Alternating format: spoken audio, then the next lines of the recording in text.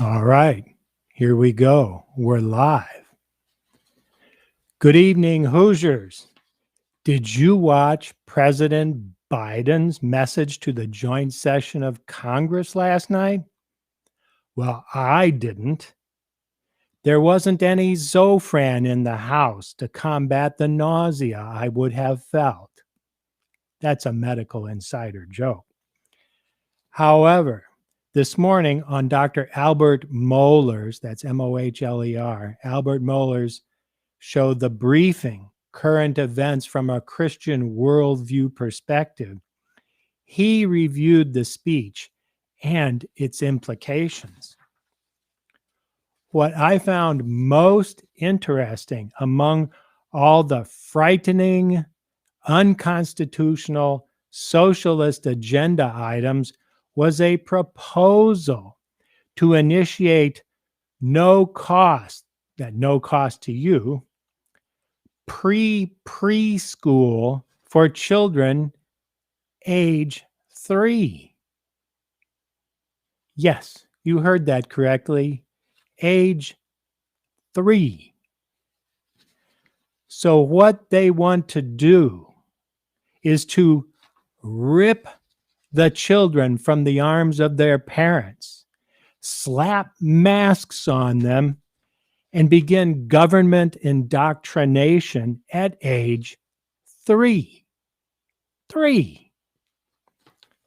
Let that sink in a while. Government schools have the force of law, and they eventually will use every means possible to usurp your role as parents. Your role as parents. Or as my mother used to say, when you're in my house, you obey my rules. And also, parents are moral educators. So the federal government wants to usurp that power. They want to create millions of pint-sized little communist agents who will view government as their caregivers and as role models, and who would just as soon turn in their own parents and siblings as they would munch a mouthful of animal crackers. We probably won't have animal crackers in the future because PETA will be offended. Well, mark my words. They are coming for your children, your toddlers. The collectivists in our national government are on a path, as Dr. Mohler stated today, to redefine the family and to redefine childhood. They are driven to redefine the role of government in our society. This reordering of society is a threat to liberty in general and to the freedom of religious expression in particular. But Hoosiers, do not despair. There is a path forward. There is a remedy. And that, of course, is the Constitution solution. Well, hello, I'm Dr. Chris Magera from Warsaw, Indiana, with yet another episode of The Constitution Solution. Because the federal government and the massive administrative state appear to be temporarily a lost cause, we have made, according to the 10th Amendment, a strategic retreat to our respective states. Let's read the 10th Amendment. One of these days I will be brave enough to not read it, but I'm afraid I will forget a word under the pressure of the lights and camera. But here it goes. The powers not delegated to the United States by the Constitution, nor prohibited by it to the states, are reserved to the states respectively or to the people. So here we are, huddled behind Firewall, Indiana, attempting to restore our constitutional republic in order to secure our God-given natural rights and liberties. But in order to follow the 10th Amendment correctly, it is vital to understand the details of the Constitution of the sovereign state of Indiana. So, for the last few episodes, I have been reading through the current Constitution of Indiana and attempting to emphasize the salient features of the document. Tonight, we will discuss Articles 3 and 4, which have to do essentially with the legislative branch. These details are vital to understand so that you can recognize the blatant, unconstitutional behavior not only of our governor, but also of the members of the General Assembly. In addition, I would even be so bold as to propose that the General Assembly has violated its oath by not supporting the Constitution and by not securing the liberties of Hoosiers. In order to explain how I reached that conclusion, let's move forward to examining Articles 3 and 4, the legislative branch.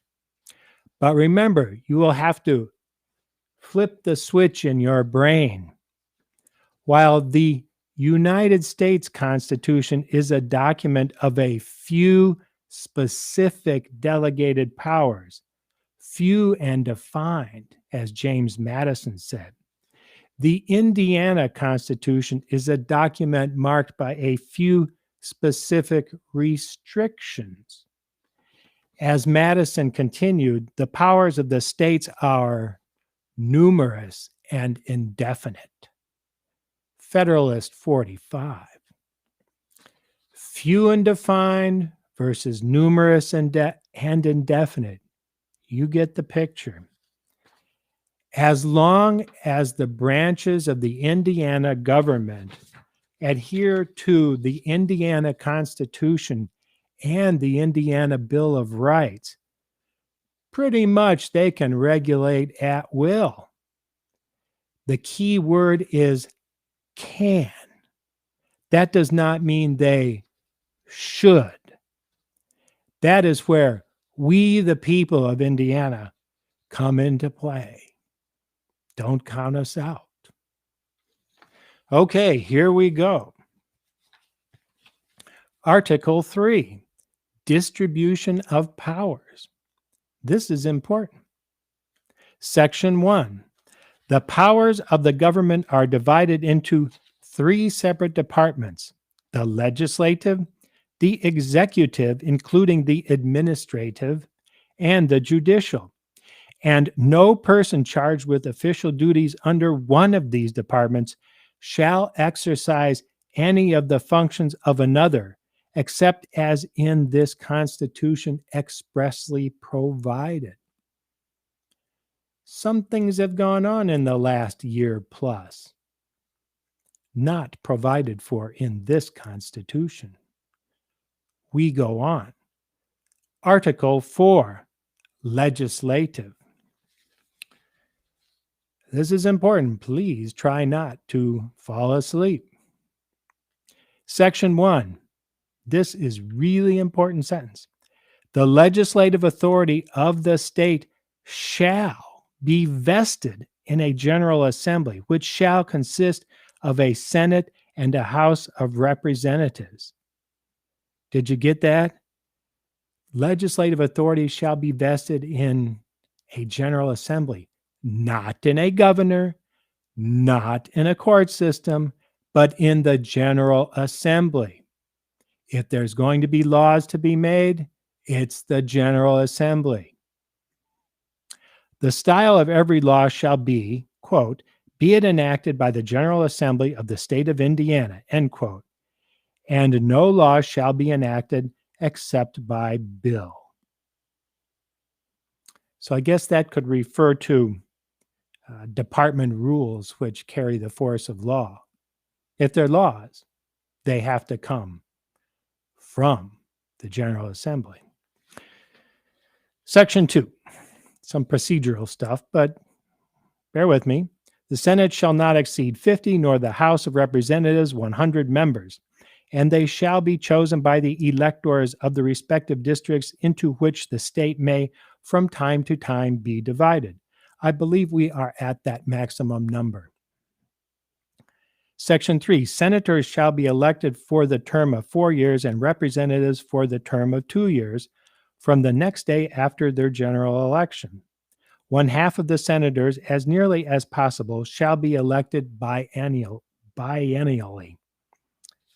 Section 4, the General Assembly may provide by law for the filling of such vacancies as may occur in the General Assembly.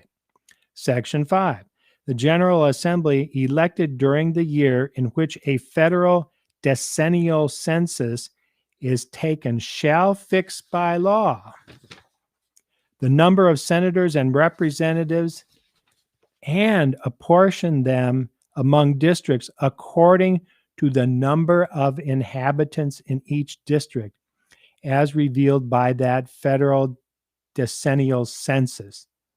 The territory in each district shall be contiguous. So think a little bit about that. Now, again, when looking at a document written in 1851 and before that 1816, you can only use it in the context in which it was written. But still, we have to look at that. But look at this word here. Apportion them among the districts according to the number of inhabitants. So it all depends. That didn't say citizens. That didn't say voters. That said number of inhabitants. So it all depends how the federal census counts things. So the federal census is important in Indiana. If you have lots of non-citizens, then, well, they get representation at the expense of citizens. Okay. Section 6. Oh, that was repealed. That's easy to read. Section 7. No person shall be a senator or representative who at the time of election is not a citizen of the United States, nor anyone who has not been for 2 years next preceding his election an inhabitant of the state, and for 1 year next preceding his election an inhabitant of the district whence he may be chosen.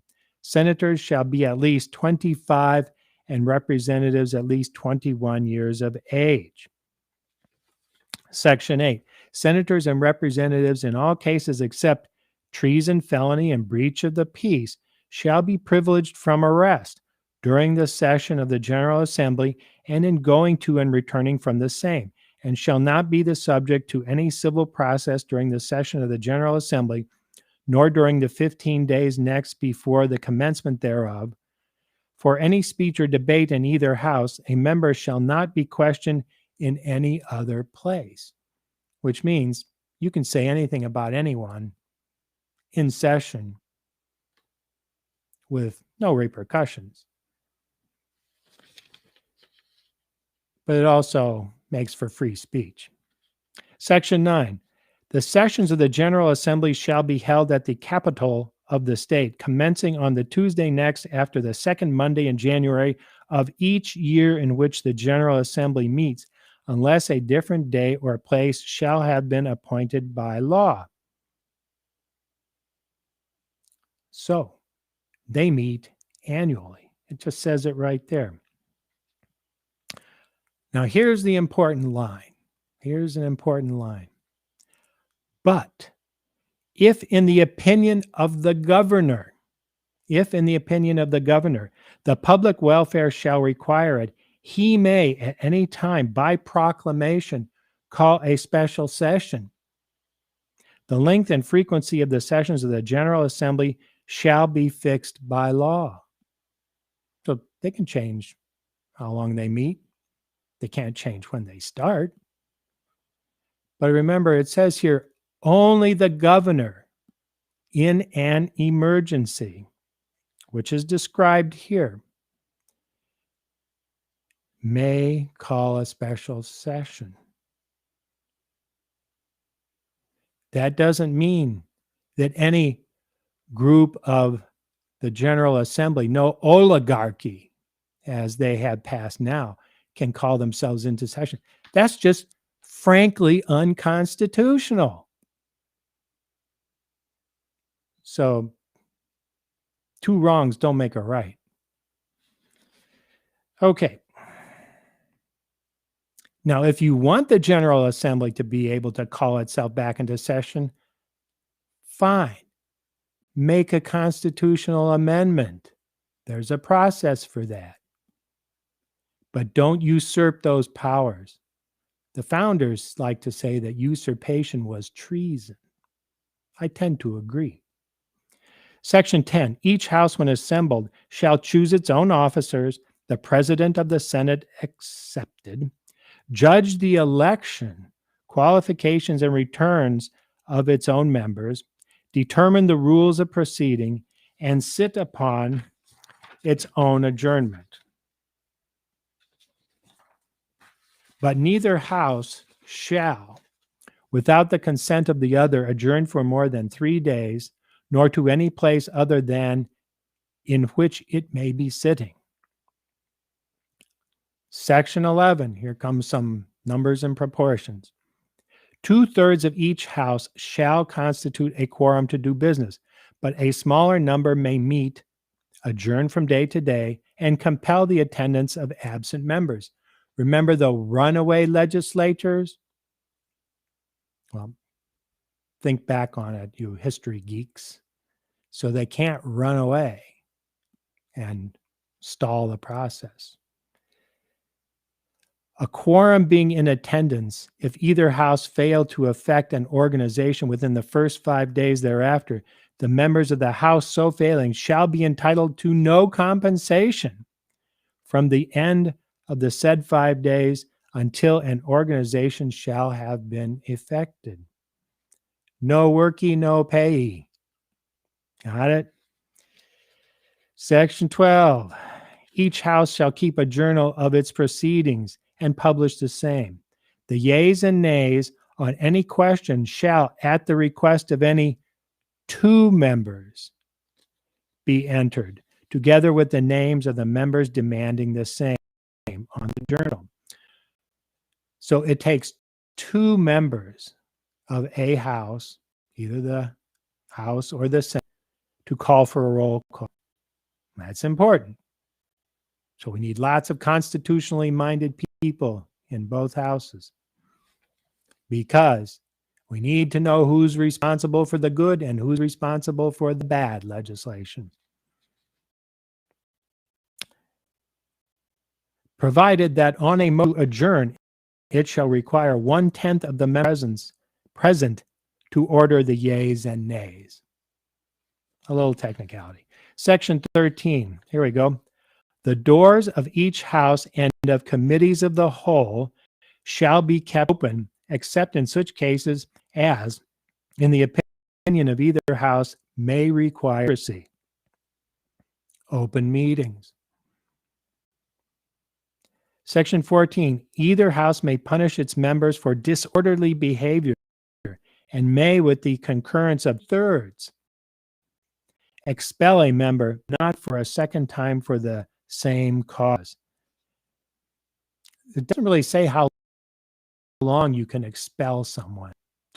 I'd have to look into the history behind that, a day, an hour. But if you can, it's not permanent, because you can do it more than once, but not twice for the same cause. Okay, here's section 15. This is important.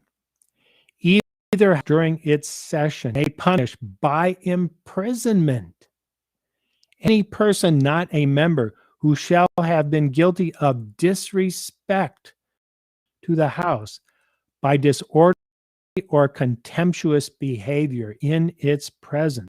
But such imprisonment shall at any one time exceed 24 hours. So if you're going to go watch, you must be polite. Otherwise, they'll throw you in the slammer, at least for 24 hours. Bad behavior is tolerated by the Constitution. Section 16. Each house shall have powers necessary for a branch of the legislative department, a free and independent state. It's kind of a technical thing, but it's in there. Section 17. Bills may originate in either house, but may be amended or rejected in the other, except that bills for raising revenue shall originate in the House of Representatives. Section 18. This is important. Bills proceed.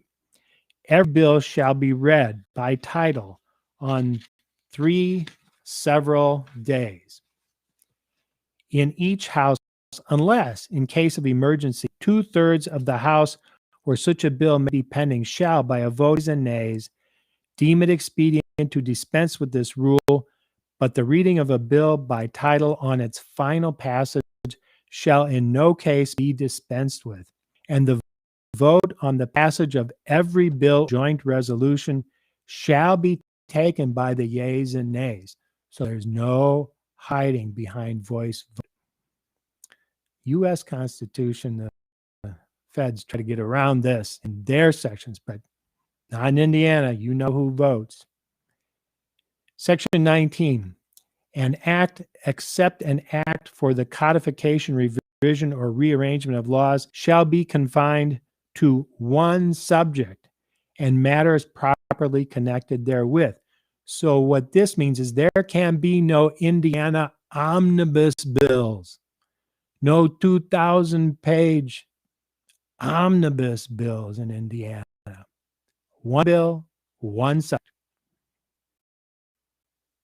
Section 20. Every act and joint resolution shall be plain worded, avoiding as far as practicable the use of technical terms. Good. Section 21 is repealed, so we won't read it. Section 22. This is a little bit difficult to understand, but I think I've got it down. Says, the General Assembly shall not pass local or special laws, (4), and then they go on for half a page.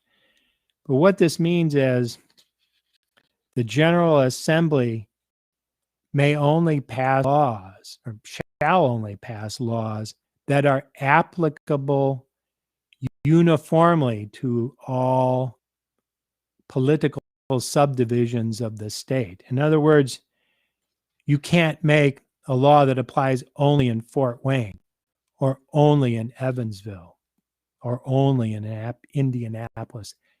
All laws must be applicable equally. So here's these things that they can be laws in these areas, but they must apply uniformly all political subdivisions. Are you ready? Providing for the punishment of crimes and misdemeanors, which means crimes and misdemeanors in Fort Wayne or in Warsaw, Indiana, are going to be just the same as crimes and punishments and misdemeanors in Indianapolis or Gary. Regulating the practice in courts of justice, providing for changing the venue in civil and criminal cases, granting divorces, changing the names of persons, providing for laying out, opening, and working on highways, and for the election or appointment of supervisors, vacating roads, towns, plats, streets, alleys, and public squares, summoning and impaling grand and petite juries, and providing for their compensation, regulating county and township business. So what this means is the state can pass these laws, but it has to apply uniformly to every county and township. Regulating the election of county and township officers and their compensation, providing for the assessment and collection of taxes for state, county, township, and road purposes, providing for the support of common schools or for the preservation of school funds. Relating to, well, that may be important because you can't do one thing in one municipality and another thing in another, which Look back at your school funding and see if they're making differential laws. Not allowed. Providing relating to the fees and salaries, except that the laws may be so made as to grade the compensation of officers in proportion to the population and the necessary services required. So that's kind of one exception there. Relating to interest on money, providing for an opening and conducting elections of state, county, or township officers and designating the places of voting, providing for the sale of real estate belonging to minors or other persons laboring under legal disabilities by executors, administrators, guardians, or trustees. So what that means is the General Assembly can make laws in these areas, but the laws must be uniform across all political subdivisions of the state. Maybe I'm making too much of that, but it is what it is. Section 23, in all the cases enumerated in the preceding section and in all other cases where a general law can be made applicable, all laws shall be general and of uniform operation throughout the state. You can't favor one area and you can't punish another.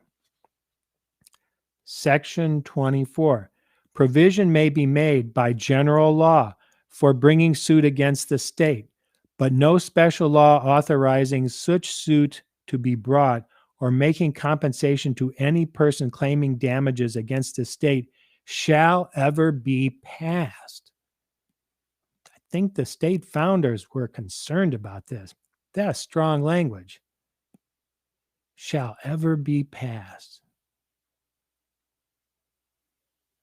No special law shall ever be passed for this suing the state, which means that the courts decide the suits and the outcomes, not the legislature. Okay, Section 25. A majority of all members elected to each house shall be necessary to pass every bill or joint resolution. So it's majority rule. And all bills and joint resolutions so passed shall be signed by the presiding officers of the respective houses. Notice the word shall. That's very strong legal meaning. So the President pro temp of the Senate and the Speaker of the House, if the bills are passed, they shall sign them. So there's no getting around not signing them.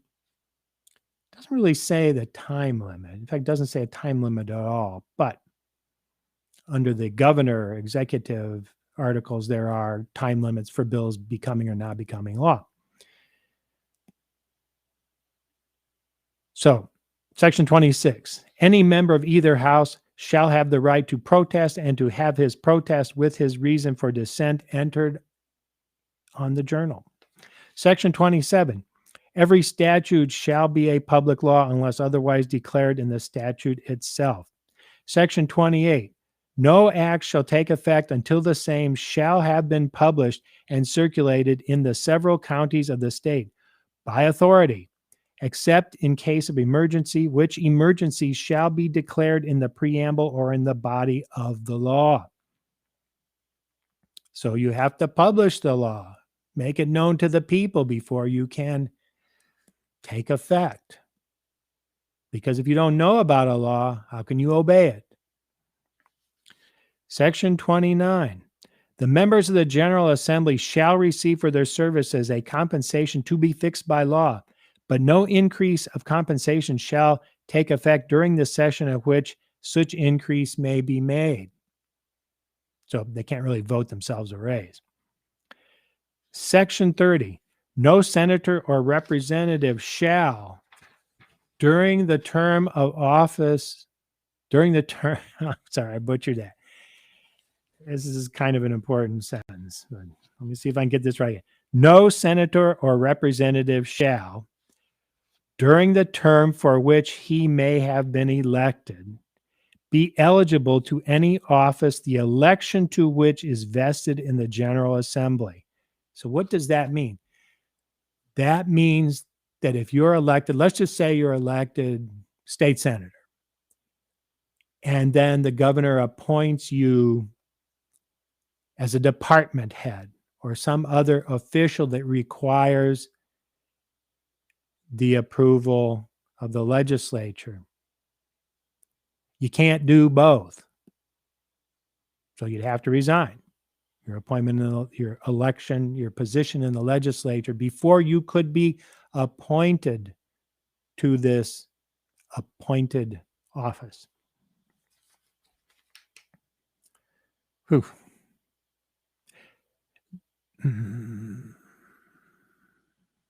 Okay. Nor shall he be appointed to any civil office of profit which shall have been created, or the emoluments of which shall have been increased during such a term.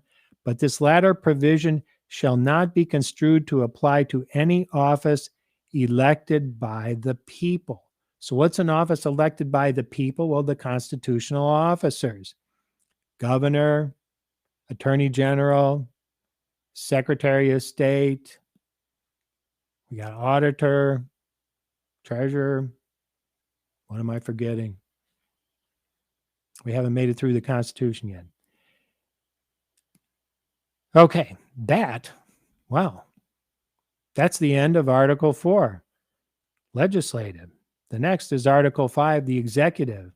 Oh boy, bet you can hardly wait till we get into that. Well, Hoosiers, that's it for Article 4, the legislative branch. I leave it for you to decide their fidelity to the Constitution in securing your God-given natural rights and liberties. Think back at the last session. How did they do? Were they constitutional or not? The next episode of The Constitution Solution will be on Thursday, May 13th at 7 p.m., Facebook Live or YouTube. I even have a YouTube channel. We will move on to Article 5, the executive. Like I said, can hardly wait to that one. Got a little executive issues in this state. Well, until then, Hoosiers, remember doctor's orders. Wash your hands. Don't touch your face. But above all, keep your distance. Keep your distance from all those socialist, statist, globalist, collectivist politicians and bureaucrats, because now, Hoosiers, you know who they are. They can no longer hide. They cannot hide behind the curtain. So, good night, Hoosiers. Stay safe, and above all, stay constitutional. Good night.